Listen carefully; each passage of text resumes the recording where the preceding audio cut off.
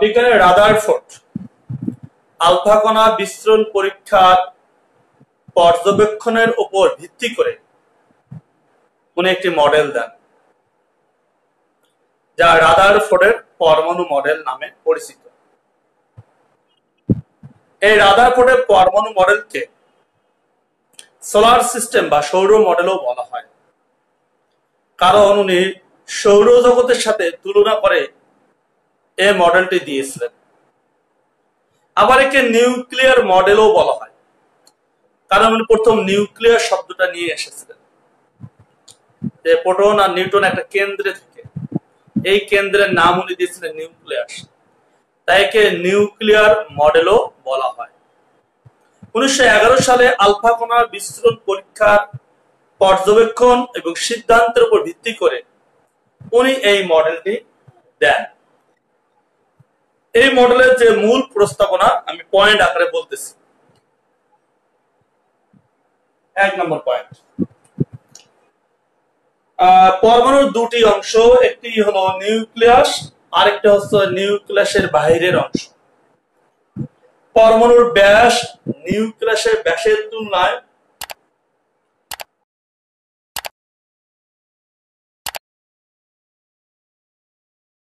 প্রায় 1 লক্ষ গুণ বড়। 2, পরমাণু প্রায় সমস্ত ভর পরমাণুর কেন্দ্রে অবস্থান করে। তাহলে পরমাণুর সমস্ত ভর, প্রায় সমস্ত ভর পরমাণু কেন্দ্রে অবস্থান করে। এই কেন্দ্রের নাম নিউক্লিয়াস। নিউক্লিয়াস আকার গোলাকার। এর ব্যাস 10⁻⁻12 থেকে 10⁻13 সেন্টিমিটার। 3,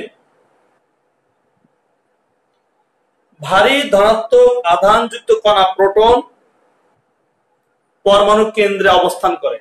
এই কেন্দ্রের মধ্যে প্রোটন অবস্থান করে। ইলেকট্রনের ভর অতি নগণ্য, এটি নিউক্লিয়াসের বাইরে অবস্থান করে। পরমাণুর সমস্ত ভর নিউক্লিয়াসে কেন্দ্রীভূত থাকে। 4,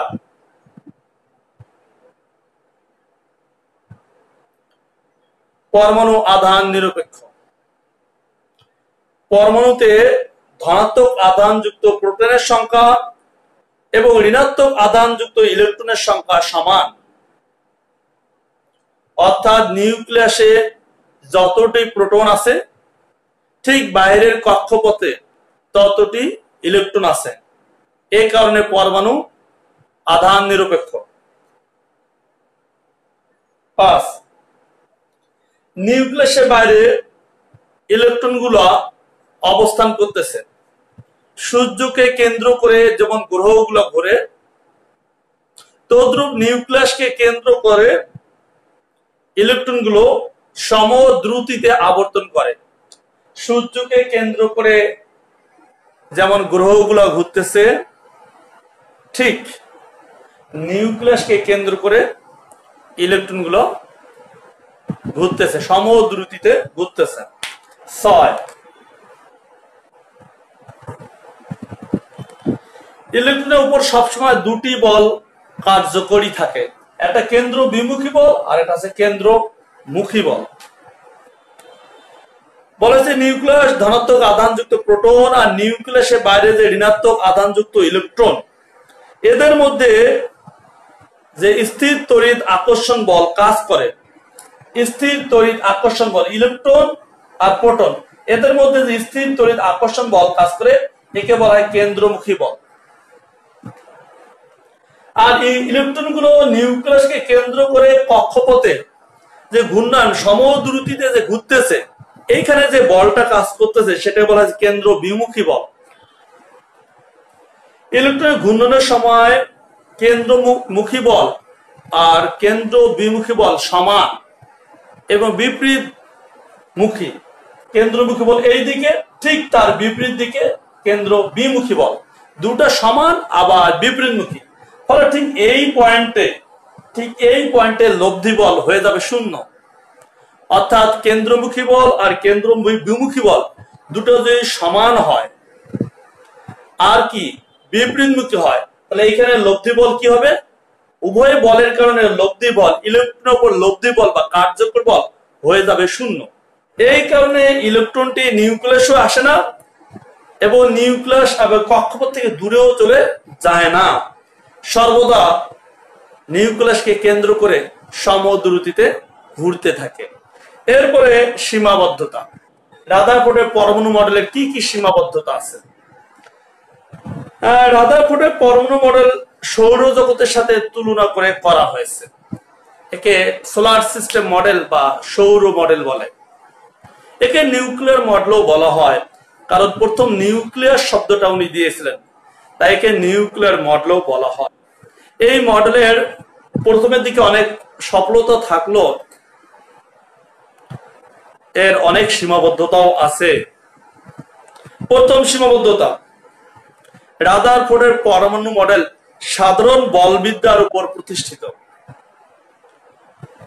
1 নম্বর সীমাবদ্ধতা। 2 নম্বর সীমাবদ্ধতা, সৌরমণ্ডলের গ্রহগুলো সামগ্রিকভাবে আধান নিরপেক্ষ। ওই যে গ্রহের সাথে তুলনা করেছিল, গ্রহগুলো তো আধান নিরপেক্ষ, কিন্তু ইলেকট্রন ঋণাত্মক চার্জযুক্ত আর প্রোটন ধনাত্মক চার্জযুক্ত। এদের মধ্যে আকর্ষণ বলটা হচ্ছে স্থির বৈদ্যুতিক আকর্ষণ বল। আর সূর্যের সাথে গ্রহের আকর্ষণ বল হচ্ছে মহাকর্ষ বল। তাই এদের সাথে তুলনা, অর্থাৎ গ্রহ সৌরজগতের সাথে তুলনাটা সঠিক হয় নাই। 3 নম্বর, সূর্যকে কেন্দ্র করে আবর্তিত গ্রহগুলোর ভর ও ধর্ম ভিন্ন প্রকৃতির। এক একটা গ্রহের ভর ভিন্ন, ধর্ম ভিন্ন, কিন্তু নিউক্লিয়াসকে কেন্দ্র করে যে ইলেকট্রনগুলো ঘুরতেছে, ইলেকট্রনের ঘূর্ণন এবং ভর সমান বা একই বা অনুরূপ। 4, রাদারফোর্ডের পরমাণু মডেলের ক্ষেত্রে পরমাণু নিউক্লিয়াস ও ইলেকট্রনের মধ্যে স্থির বৈদ্যুতিক আকর্ষণ বল কাজ করে। স্থির বৈদ্যুতিক আকর্ষণ বল। আর সৌরজগতে এরকম কোন বলের অস্তিত্ব নাই। সৌরজগতে সূর্য এবং গ্রহ নক্ষত্র এদের মধ্যে যে আকর্ষণ বলটা, সেটা হচ্ছে মহাকর্ষ বল। 5 নম্বর সবচেয়ে গুরুত্বপূর্ণ, ম্যাক্সওয়েলের তত্ত্ব অনুসারে, ম্যাক্সওয়েল একটা তত্ত্ব দিয়েছে। তত্ত্বটা কি? পরমাণুর নিউক্লিয়াসের চারদিকে ইলেকট্রনগুলো ঘূর্ণনকালে শক্তির বিকিরণ ঘটাবে।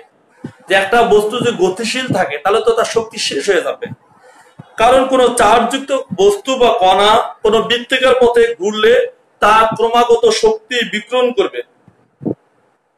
শক্তি বিকিরণ করলে তার শক্তি কমে যাবে, ফলে তার আবর্তনের চক্রটি ধীরে ধীরে কমতে থাকবে এবং ইলেকট্রনের গতিশক্তি হ্রাস পাবে এবং ইলেকট্রনটি কম ব্যাসার্ধের কক্ষপথে আস্তে আস্তে ক্রমান্বয়ে ঘুরতে ঘুরতে নিউক্লিয়াসে এসে পতিত হবে, ঠিক কয়েলের প্যাচের মতো। এই যে ইলেকট্রন শক্তি যদি কমে যায়, প্রোটনের তো শক্তি কমতেছে না, প্রোটন তো টানতেছে, ফলে এর শক্তি কমে যাচ্ছে ঘুরতে ঘুরতে, শক্তি বিকিরণ করতে করতে, ফলে এর কক্ষপথে ব্যাসার্ধ কমে যাবে, আস্তে আস্তে আস্তে আস্তে নিউক্লিয়াসে এসে পতিত হবে। 6 নম্বর বৈশিষ্ট্য, রাদারফোর্ডের পরমাণু মডেলের শোষিত ও বিকৃত বর্ণালীর কোনো সুস্পষ্ট ব্যাখ্যা প্রদান করেনি। অর্থাৎ এখানে যে বর্ণালী সৃষ্টি হয় সে সম্বন্ধে উনি কোনো ব্যাখ্যা প্রদান করেনি। 7 নম্বর বৈশিষ্ট্য, এ মডেলে ইলেকট্রনগুলো যে কক্ষপথে ঘুরতেছে সেই কক্ষপথের আকার আয়তন সম্পর্কে সুস্পষ্ট ধারণা দেওয়া হয়নি। আকারটি গোলাকার না বৃত্তাকার না উপবৃত্তাকার, এরকম কোনো সঠিক ধারণা রাদারফোর্ডের পরমাণু মডেলে দেওয়া হয়নি। শেষ সীমাবদ্ধতা, 8 নম্বর সীমাবদ্ধতা, বহু ইলেকট্রন বিশিষ্ট পরমাণুতে ইলেকট্রনগুলো নিউক্লিয়াসকে কেন্দ্র করে কিভাবে পরিভ্রমণ করবে সেই সম্বন্ধে এ মডেল কোনো ব্যাখ্যা দেয়নি। যদি অনেকগুলো ইলেকট্রন থাকে, এই ইলেকট্রনগুলো কয়টা কক্ষপথে ঘুরবে সেই সম্বন্ধে এই মডেল কোনো ব্যাখ্যা দেয়নি। রাদারফোর্ডের পরমাণু মডেলের যে সীমাবদ্ধতা গুলো আছে সেই সীমাবদ্ধতা গুলোকে কাটিয়ে বিজ্ঞানী বোর 1913 সালে আরেকটি মডেল দান করেন। বিজ্ঞানী বোর প্রথম প্ল্যাঙ্কের কোয়ান্টাম তত্ত্বের উপর ভিত্তি করে উনি একটা মডেল দেন যা বোর মডেল নামে পরিচিত। বোর মডেলে মূলত 3টি প্রস্তাবনা আছে। 3টি প্রথম প্রস্তাবনা হচ্ছে শক্তি স্তর সম্পর্কিত প্রস্তাবনা, দ্বিতীয় প্রস্তাবনা হচ্ছে কৌণিক ভরবেগ সম্পর্কিত প্রস্তাবনা, তৃতীয় প্রস্তাবনা হচ্ছে শক্তি শোষণ বিকিরণ সম্পর্কিত প্রস্তাবনা। তাহলে বোর পরমাণু মডেল তিনটি প্রস্তাবনা দেন। শক্তি স্তর সম্পর্কিত প্রস্তাবনা, প্রথম প্রস্তাবনা উনি বলেন যে প্রত্যেক পরমাণুর দুটি অংশ থাকে, একটি নিউক্লিয়াস আর অপরটি কক্ষপথে ঘূর্ণায়মান ইলেকট্রন। নিউক্লিয়াস ধনাত্মক চার্জযুক্ত, এর ভর কেন্দ্রীভূত থাকে নিউক্লিয়াসে। নিউক্লিয়াসকে কেন্দ্র করে কয়েকটি শক্তি স্তর বৃত্তাকার বা শক্তি স্তর বা বৃত্তাকার কক্ষপথে ধনাত্মক চার্জের সমান সংখ্যক ঋণাত্মক চার্জ বিশিষ্ট ইলেকট্রন গুলো ঘুরতেছে। তাহলে নিউক্লিয়াসকে কেন্দ্র করে কয়েকটি শক্তি স্তর বা বৃত্তাকার কক্ষপথে ধনাত্মক চার্জের সমান সংখ্যক ঋণাত্মক চার্জ বা ইলেকট্রন আবর্তন করতেছে বা চারদিকে ঘুরতেছে। এই আবর্তনের সময় ইলেকট্রনের গতি সাধারণ পদার্থবিদ্যার সকল নিয়ম অনুসরণ করে। যতক্ষণ এই সুনির্দিষ্ট কক্ষপথে আবর্তন করে তখন ইলেকট্রনগুলো কোনো শক্তি শোষণও করে না, কোনো শক্তি বিকিরণও করে না। এই শক্তি স্তরকে বলা হয় অরবিট বা স্থির কক্ষপথ। এদেরকে সাধারণত এন দ্বারা প্রকাশ করা হয়। n equal 1 হলে k শেল, n equal 2 হলে l শেল, n equal 3 হলে m শেল। এই n equal 1 2 3 এগুলোকে কোয়ান্টাম সংখ্যা বলে। এরপরে কৌণিক ভরবেগ সম্পর্কিত প্রস্তাবনা। পরমাণুতে ইলেকট্রন নির্দিষ্ট কক্ষপথে আবর্তনকালে তার মোট কৌণিক ভরবেগ নির্দিষ্ট। একটা ইলেকট্রন যখন কক্ষপথে আবর্তন করবে তার যে কৌণিক ভরবেগ কি ভর ও বেগ যদি বৃত্তাকার পথে ঘূর্ণায়মান থাকে সেটা বলে কৌণিক ভরবেগ আর ওই বৃত্তাকার কক্ষপথে ব্যাসার্ধ, এই তিনটাকে বলা হয় কৌণিক ভরবেগ। এই তিনটার গুণফলকে বলা হয় কৌণিক ভরবেগ। তাহলে বলা হয়েছে পরমাণুতে ইলেকট্রনগুলো নির্দিষ্ট কক্ষপথে আবর্তনকালে তাদের মোট কৌণিক ভরবেগ নির্দিষ্ট এবং তা h/2π এর অখণ্ড পূর্ণ সংখ্যার গণিত। তাহলে কৌণিক ভরবেগটা mvr, এটা হচ্ছে কৌণিক ভরবেগ। এই কৌণিক ভরবেগটা nh/2π, এই যে h/2π এর অখণ্ড পূর্ণ সংখ্যার গুণিতক, অর্থাৎ খণ্ড না। n এর মান 1 2 3 4 5 এরকম। n হচ্ছে কক্ষপথ সংখ্যা বা অরবিট সংখ্যা, n 1 2 3 4 5 এরকম হবে। তাহলে এখানে mvr এটা হচ্ছে কৌণিক ভরবেগ, m হচ্ছে ইলেকট্রনের ভর, এর মান তুমি জানো 9.11 10⁻³ কেজিতে। b হচ্ছে বেগ, ইলেকট্রনের সরলরৈখিক গতিবেগ। আর হচ্ছে যে কক্ষপথে ঘুরতেছে তার ব্যাসার্ধ, যে কক্ষপথে ঘুরতেছে তার ব্যাসার্ধ। এই হচ্ছে প্লাঙ্কের ধ্রুবক, এর মানটা মনে রাখতে হবে 6.626 10⁻³ জুল সেকেন্ড। শক্তি শোষণ ও বিকিরণ সম্পর্কিত প্রস্তাবনা। ইলেকট্রনগুলো যখন কক্ষপথে ঘূর্ণায়মান থাকে তখন কোনো শক্তি শোষণ বা বিকিরণ করে না। ইলেকট্রনগুলো যখন কক্ষপথে ঘূর্ণায়মান থাকে তখন কোনো শক্তি শোষণ বা বর্জন করে না। এই কক্ষপথগুলোকে বলা হয় স্থির কক্ষপথ বা স্থায়ী কক্ষপথ। ইলেকট্রন স্থায়ী কক্ষপথে থাকাকালে যদি কোনো ইলেকট্রন এক কক্ষপথ থেকে আরেক কক্ষপথে যেতে চায় তাহলে শক্তি শোষণ বা বিকিরণ ঘটে। সাধারণত কাছের কক্ষপথগুলো কম শক্তি সম্পন্ন এবং দূরের কক্ষপথগুলো বেশি শক্তি সম্পন্ন। যদি ইলেকট্রন কম শক্তি সম্পন্ন কক্ষপথ থেকে বেশি শক্তি সম্পন্ন কক্ষপথে যেতে চায় তাহলে শক্তি শোষণ করে কম শক্তি সম্পন্ন কক্ষপথ থেকে বেশি শক্তি সম্পন্ন কক্ষপথে গমন করে। আবার যদি বেশি শক্তি সম্পন্ন কক্ষপথ থেকে কম শক্তি সম্পন্ন কক্ষপথে আসতে চায়, তাহলে শক্তি বিকিরণ করে বেশি শক্তি সম্পন্ন কক্ষপথ থেকে কম শক্তি সম্পন্ন কক্ষপথে ফিরে আসে। ধরো একটা ইলেকট্রন এই প্রথম কক্ষপথ থেকে দ্বিতীয় কক্ষপথে চলে গেল, অর্থাৎ কম থেকে বেশি, তাহলে শক্তির শোষণ হবে।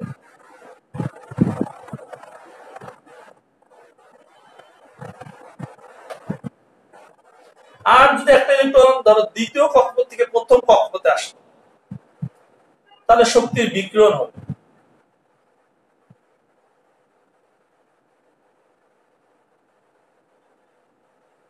শক্তির বিকিরণ হবে। এখন ধরো কম শক্তি সম্পন্ন কক্ষপথের শক্তিকে আমরা ধরলাম E1 আর এটা E2, এটা বেশি শক্তি সম্পন্ন। তাহলে কতটা শক্তি শোষণ বা বিকিরণ করবে? বেশি শক্তি সম্পন্ন থেকে যে কম শক্তি সম্পন্ন কক্ষপথে ইলেকট্রনটা চলে আসে, তাহলে বেশি শক্তি সম্পন্ন আছে E2, কম শক্তি সম্পন্ন আছে E1। বিয়োগ করলে কি পাওয়া যাবে? বিয়োগ করলে পাওয়া যাবে ডেলি এই শক্তিটা শোষণ বা বিকিরণ করবে। ডেলি ইকুয়াল আসবে এইচ নিউ। এইচ হচ্ছে প্লাঙ্কের ধ্রুবক আর নিউ হচ্ছে ফ্রিকোয়েন্সি বা কম্পাঙ্ক। ফ্রিকোয়েন্সি বা কম্পাঙ্ক বিকৃত শক্তির কম্পাঙ্ক। যেহেতু আমরা আগেই বলেছি প্লাঙ্কের কোয়ান্টাম তত্ত্বের উপর ভিত্তি করে এই সূত্রটা প্রতিষ্ঠিত বা এই মডেলটা প্রতিষ্ঠিত, তাই এখানে কিন্তু ফ্রিকোয়েন্সি চলে আসছে, কোয়ান্টাম তত্ত্বের উপর প্রতিষ্ঠিত, এই কারণে ফ্রিকোয়েন্সি জিনিসটা এসেছে। তা ডেলি ইকুয়াল এইচ নিউ। এই শক্তি শোষণ আর বিকিরণ দৃশ্যমান বা অদৃশ্যমান আলোক শক্তিতে রূপান্তরিত হয়ে নির্গত হবে। এই রশ্মিগুলোকে যদি আমি প্রিজমের মধ্য দিয়ে পাঠিয়ে দেই, যে রশ্মিটা শোষিত হচ্ছে বা বিকিরিত হচ্ছে, এটা যদি আমি প্রিজমের মধ্য দিয়ে পাঠিয়ে দেই, তাহলে বর্ণালীর সৃষ্টি হবে। এটাই ছিল শক্তির শোষণ বিকিরণ সম্পর্কিত প্রস্তাবনা। তাহলে nu equal c by lambda. এখানে যদি আমি সি বাই ল্যামডা বসাই দেই, তাহলে ডেলি ইকুয়াল আসতেছে h c by lambda. C হচ্ছে আলোর বেগ। দৃশ্যমান অদৃশ্যমান আলো বের হবে, সে আলোর বেগে বের হবে। আর ল্যামডা সেই আলোর তরঙ্গ দৈর্ঘ্য।